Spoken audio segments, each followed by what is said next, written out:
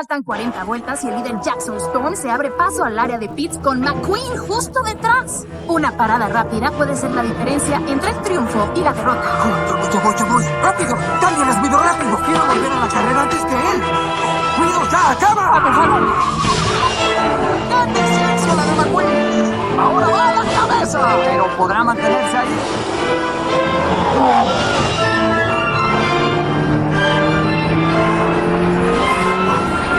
¿Todo en orden? Oye, tú no sufras, amigo. Fue una gran carrera.